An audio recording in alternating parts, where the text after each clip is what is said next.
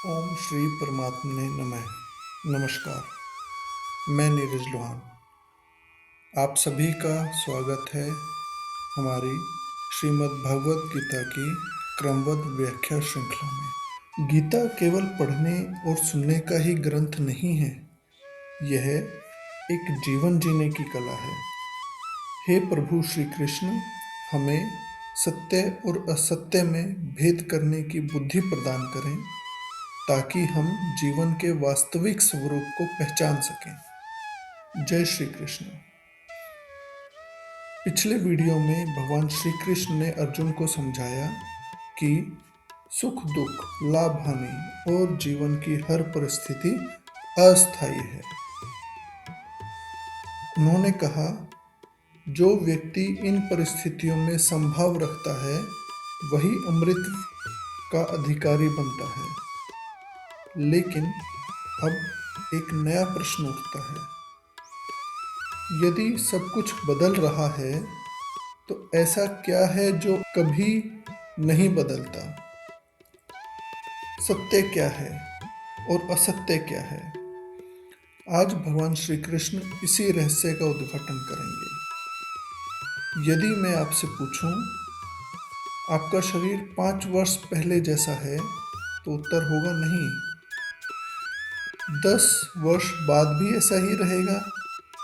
नहीं। फिर वह मैं कौन है जो बचपन, युवावस्था और बुढ़ापे में भी वही रहता है? आज भगवान श्री कृष्ण केवल आत्मा की अमरता ही नहीं, बल्कि वे ये भी बताते हैं कि सत्य क्या है और जो बदलता है उसका वास्तविक स्थान क्या है। आज हम अध्याय 2 के श्लोक 16, 17 और 18 का सरल अनुवाद करेंगे। इसका सरल अनुवाद इस प्रकार है, असत्य का कभी स्थायी अस्तित्व नहीं होता और सत्य का कभी अभाव नहीं होता। इस सत्य को तत्वदर्शी पुरुषों ने ही जाना है। जो संपूर्ण शरीर में व्याप्त है उसे अविनाशी जानो। उस अविनाशी आत्मा का विनाश कोई भी नहीं कर सकता। यह शरीर नश्वर है, लेकिन इसमें रहने वाली आत्मा शाश्वत, अविनाशी और अपरिमेय है। इसलिए हे अर्जुन, अपने कर्तव्य का पालन करो। यदि दूसरे और सरल शब्दों में कहें तो जो बदलता है वह सत्य नहीं है। जो कभी नहीं बदलता वही वास्तविक सत्य है। शरीर बदलता है लेकिन आत्मा नहीं। आत्मा हर जीवन में विद्यमान है। उसे कोई शस्त्र, अग्नि, जल या समय नष्ट नहीं कर सकता। शरीर समाप्त होगा लेकिन आत्मा नहीं। इसलिए मृत्यु के भय से अपना धर्म व कर्तव्य कभी मत छोड़ो। अब भगवान श्री कृष्ण अर्जुन को केवल आत्मा का परिचय नहीं दे रहे, वे उनके निर्णय की नींव बदल रहे हैं। अर्जुन शरीर देखकर निर्णय ले रहे थे, श्री कृष्ण आत्मा की दृष्टि से निर्णय लेना सिखा रहे हैं। यदि आचार्यों की दृष्टि से भी देखें तो आदि शंकराचार्य जी के अनुसार सत्य केवल ब्रह्म और आत्मा है। जो बदलता है वह परम सत्य नहीं हो सकता। श्री रामानुजाचार्य जी कहते हैं, आत्मा शाश्वत है, परंतु भगवान से भिन्न होते हुए भी उन्हीं पर आश्रित है। इस ज्ञान से मनुष्य अपने कर्तव्य से विमुख नहीं होता। श्री मध्वाचार्य जी कहते हैं, जीवात्मा और परमात्मा दोनों नित्य हैं। शरीर केवल कर्मों का साधन है, अतः कर्तव्य पालन ही धर्म है। गीता का गूढ़ संदेश।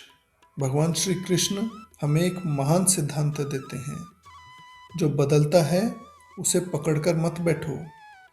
धन, शरीर, यश, पद, समय, ये सब बदलेंगे।